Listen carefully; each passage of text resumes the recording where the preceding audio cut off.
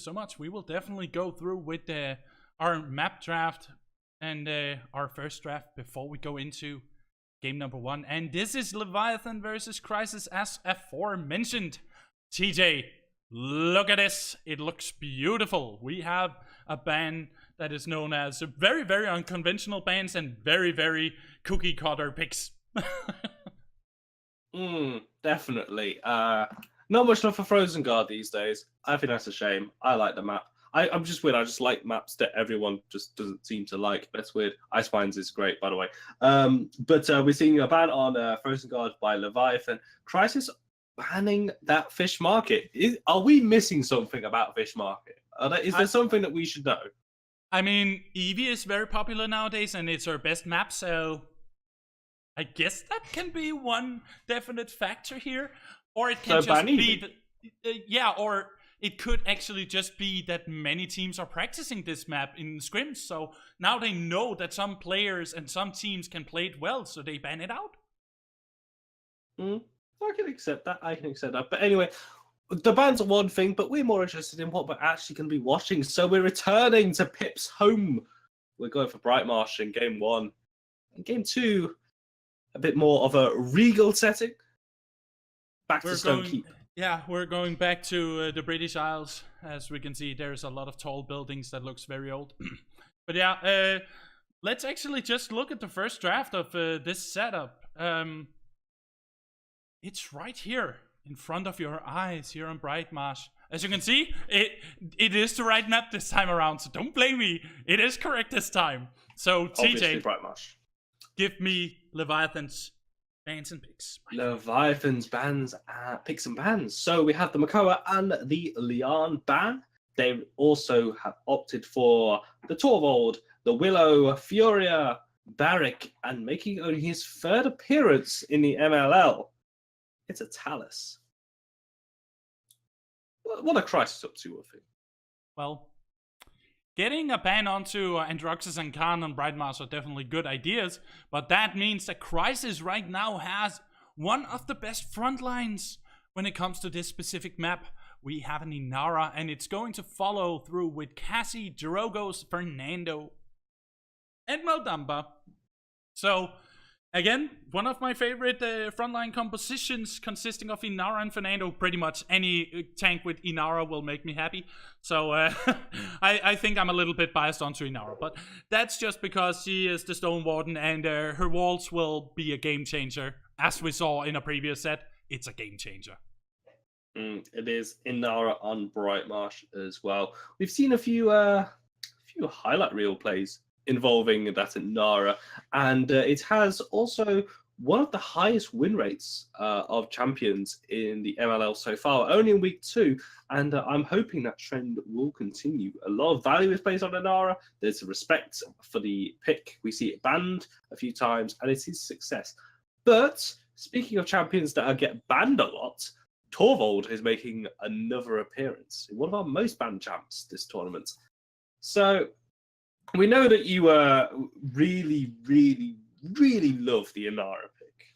Are you saying that you're going to give this game to Crysis based on draft? No, because I know how strong Leviathan is as a team, and I do believe that even though they are a little bit outdrafted, they still have everything well going for them. They have the Willow, they have the Furia for heals, and they have a Talus, and we've seen what Talus can do. So, Waffy, are you going Leviathan? This is your prediction, Leviathan to win? Yeah. Due to team play, I would definitely say it's in the hands of Leviathan. Okay, DJ, you? I think Torvald Talus is absolutely vile, to be honest. Just looking at these drafts, I like those drafts, but yeah, when you combine the draft that I'm seeing here and with a team like Leviathan who can pull it off, this is going to be pretty nasty. I'm going Leviathan as well. See, I'm going to have to go against the curve here. I want my boys Crysis to win just to spice things up. I think Crysis have a great roster. Again, they've got the double tank format really well with the Maldamba here. You've got Blast and you've got Hitscan. I think against them, though, because the Leon was banned out, maybe a Charlene would have worked better rather than a Drogos. But Who knows? I mean, I'm going to go Crysis. Yeah, and also Rip Julian, I would assume is going to be on that Drogus as well, and we know what he's capable of. I can give it that pick. Well, thank you for the predictions and the thoughts and spicy speculations, as somebody else would say. But we spicy. Are exactly. We're gonna go in with the first spicy game of the third set between Leviathan Esports and Crysis. See you very soon. My name is WoofyGG. Our co-caster is the real TJDJ, and our host is the one and only GGJ. Here in the Legacy League, week number 2.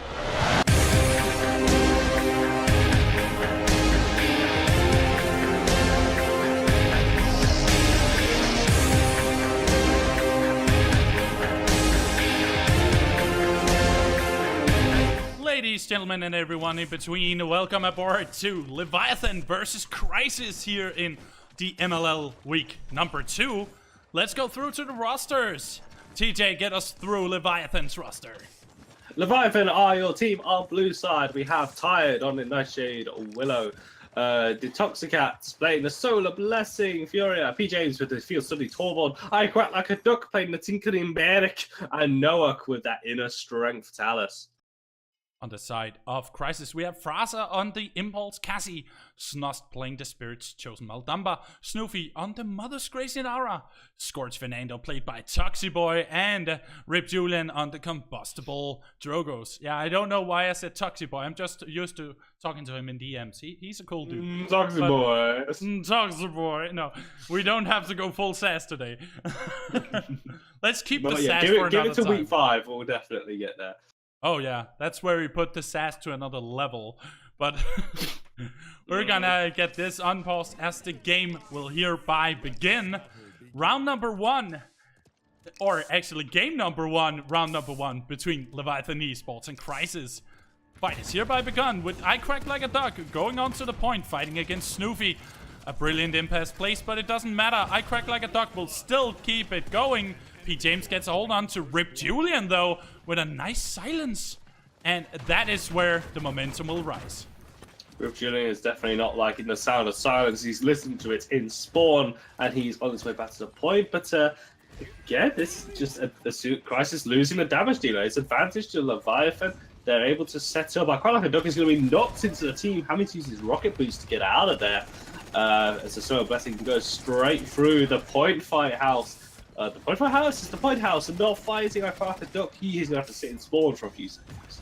But Crysis able to move forward. Move forward, but will that be for long? As the Nightshade it's the perfect dead zone ability for a guy like Drogos. He doesn't like that very much, and he goes down to Tired. Now it's both Snoofy and Toxie on the point. It's only a matter of time before I Quack Like a Duck will go back and reposition himself, as he does right as of now. He gets on the point. Both frontliners backing off here. I'm not sure why, but Snoofy, but maybe that's why. Actually, just answering my question, they were just gonna be nukes down by the combination of Noah on that Talus and also Tired playing that Willow. Fraser will also fall. There goes Rip Julian. Crysis start off on the back foot as Leviathan begin the good old pushing game. Well, this is Leviathan at its best. Pressuring, holding up the pressure, and we actually have a brilliant engage here from Now K, getting Snoofy whittled down. His smart will be in place in due time to heal him up, and it does look to be a little bit of what I would call a sacred ground for Leviathan, as they just engage wherever they please. And those dead zones are just an absolute nightmare. I mean, anyone who plays against Willow, if you find yourself in that unfortunate situation, it's the Nightshade Legendary. I mean, just as I say now, Fraser is hit by the Nightshade Legendary and a basic attack combination, and it's just boom, health bar gone on a squishy target. It's pretty nasty. But Leviathan keeping the train going. I felt like Duck has to back off. He's a little bit low. He's going to be topped up by Furia, but the 45 is still going. Well, Toski died, but Leviathan get that point fight easy, and Crysis just I guess conceding it, just sort of resetting and say, okay guys, this is not the start we wanted. Let's go and get them again. Let's start again. Let's start fresh. Let's start out fresh with a deficit of 2 points. It's a dangerous gamble, but a gamble nonetheless. And I do respect Crysis for taking that little time to just say, we can reset. It's fine. It might be 2-0, but we will have the high advantage with the comeback mechanic. And since they do have 4 ults versus 2 on Leviathan, I do actually think Crysis has a good chance of taking this next point. Yep, we will harp on about it all day and every day because combat mechanic is in favor of Crysis. They just hopefully want to get a little bit of a better start to the point fight than what they've just witnessed. But Crysis have got the ultimate advantage. Leviathan did commit a few of them to get that push in. Now you still got Seismic Crash, you got the Immortal, Dread Serpent, and the speaking of that, Urban Crasher is thrown down. He's going to get 2 picks. The support is down, and so is the Torvald. Noah is not one for this world, and I quite like a Duck Falls as well. Crysis have their advantage, and look at that point capture flying up. Well, that was a really good reset. That was a pretty good reset from Crysis. They knew which targets to focus on and where to rotate. And Crysis right now got their objective, but at the same time, we have Leviathan going in with the Faithlight. Tired, trying to get a hold on to Toxie, but it doesn't really go his way. He still does get a controlled amount of damage onto poor old Snoofy. He has to return. He might be the Stone Warden, but soon he will be the Pebble Warden. And they won that point fight. I mean, still looking at the ultimates, that was only with the Seismic Crash. They still have Dread Serpent, they still have the Immortal, and that Dragon's Fury is still on cooldown. So Crysis have definitely got, they've got the tools at their disposal to really punish Leviathan, but as we're seeing right now, those ultimates themselves are going back up. Well, I say well all the time. Well. I might be a singer very soon. But yeah, Tired, controlling the field slowly as he backs off. He wants the full reset for Crysis. I crack like a duck, getting low. His shield will protect him for a few more seconds as they get 2 kills in exchange for I crack like a duck. That is such a good trade. And with this Faithlight in favor of the side of Leviathan, they will also get Reptilian. Tired is on a 9 killing streak. Just to bring it up right now, you know, he's got a 17 elimination streak. He's on 9 kills right now. He is a high price. You kill him, you get your ultimate back pretty much. So, but Tired is, you know, the Torvald shields, the dead zones, and then also the Furia heals as well. It's all pretty amazing. It's an amazing time to be a Willow player right now. Willow is definitely back in the meta as she has been kind of ignored for a long time, but now people see the usefulness of the Fae, and this is definitely a really good D-push here from Crysis holding back Leviathan Esports, and Rip Julian hitting those essential fire spits onto both Tired as well as Nauke. None of them are able to push. Yeah, Crysis are just able to pick off the 2 high-value targets in Leviathan's composition. Take out the support, and also take out this Torvald. You know, you've got no healing, and then you have no shields as well, which is one of the reasons that Torvald is such a high priority and why he's banned, because people just, you know, they don't want to go against it. A lot of damage coming through onto the shield of Fernando, having to pop his Immortal just to stay alive. PJ goes down, Toski falls as well. There goes Tired to end the streak. And Snoofy has just got 50% of his ult back, even though he's literally just used it. But we have a reset. We're at 2-2. Wow, I am so impressed because this is not the Crysis I saw last week.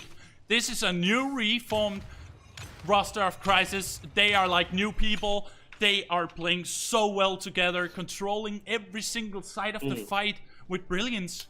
And now, as you mentioned, Tired has only been stopped once from pretty much owning this entire map for himself, and now we're having a 2-2 situation. We might actually see Crysis make Leviathan sweat a bit. And I say it comes down to taking down the 2 high-value targets. Take down a Torvald, take down a Furia. Willow, as strong as she is, she's not able to poke out that much when you've got that much. When you've lost that support and you've lost the Torvald shield. So it's, she's not able to do Willow things, so to speak.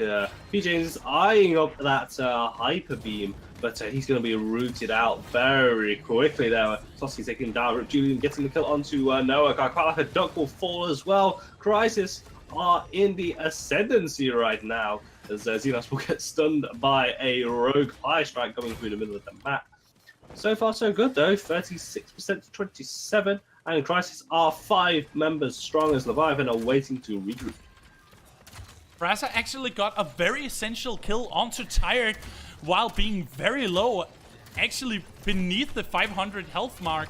He definitely knew how to do the flicks, and right now they're on the receiving end of some pain. Leviathan can only do so much. Hyper Beam activated, getting Toxie in the process, and Tired, together with I Quack Like a Duck, cleans the table of Crysis members, making a full reset as soon as the Fae Flight got activated. This is Tired at his best. It was just getting that pick, and then we saw Talus's ultimate. The hidden power just locking onto Xenos there, who's used the Dread Serpent defensively, but it wasn't quick enough. He was CC during the duration of the Talus ult, and he just evaporated, plain and simple. But fair play to Leviathan. That was a fantastic team wipe. They got the picks they needed and pushed through and to stamp their authority. Although they found themselves in a losing team fight as they lost both front lines. There goes Tired down as well, but they have the point, which is the most important thing.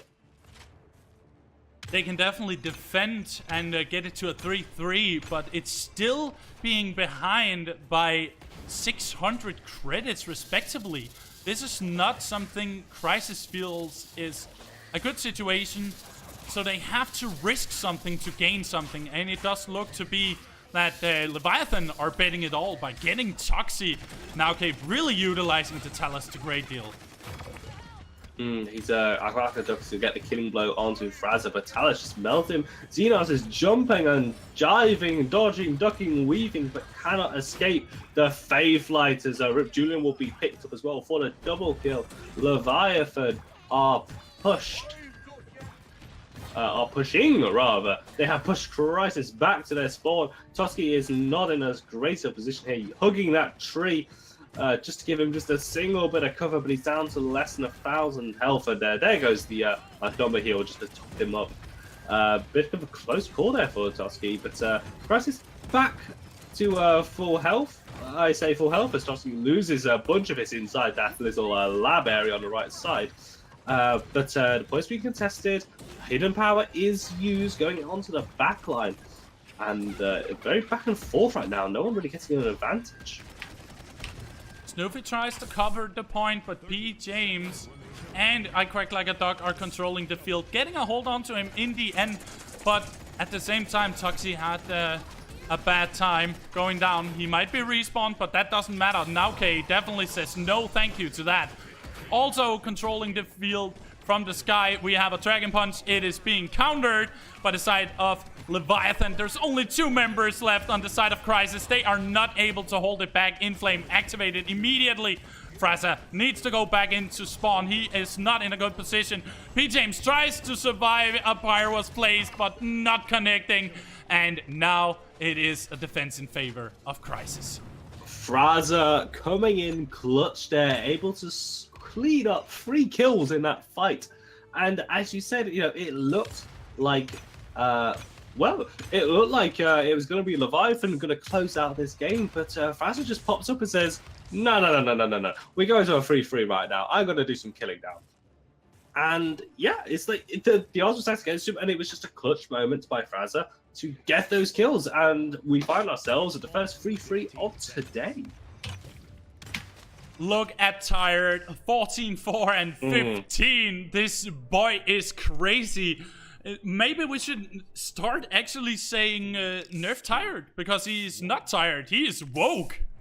And with this, Please don't last ever round- say that sentence again. That hurt. I'm sorry, the but I fight had to. is going on. No, I'm not having it. Noak is going to get chunked down, but he's just going to teleport back and get his health back. Crysis currently have the most point control at the moment, 6%. But Noak is just shredding through some health bars there. Fernando, he's going to pop that immortal, but it's not quick enough to save the life of Fraza. Tutski is going to fall to the double kill. Noak sees Xenot though. Low health on that backline.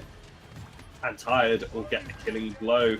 Noak will lose his life, but assisting in 3 kills for your death, that is worth.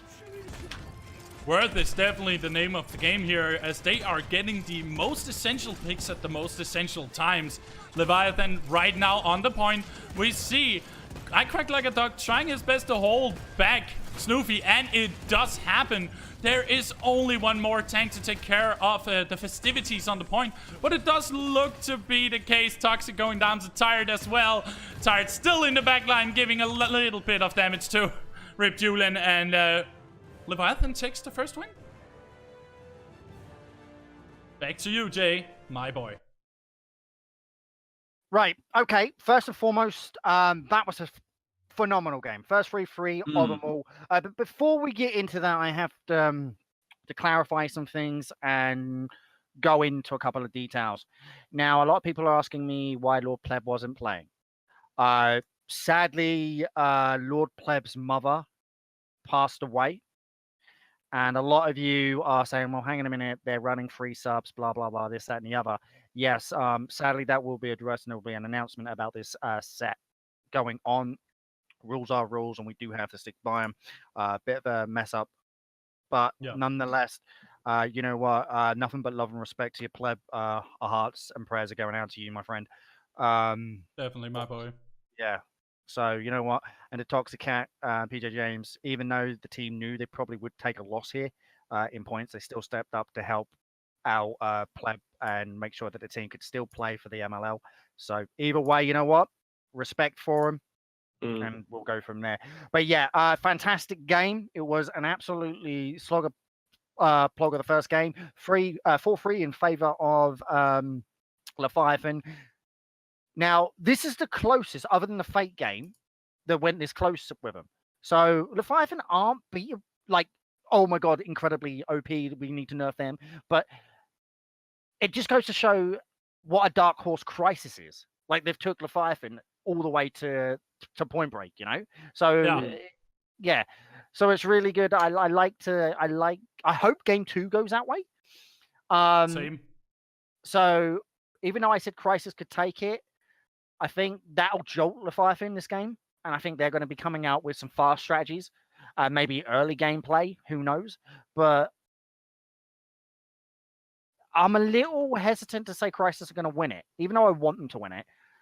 And they were my prediction.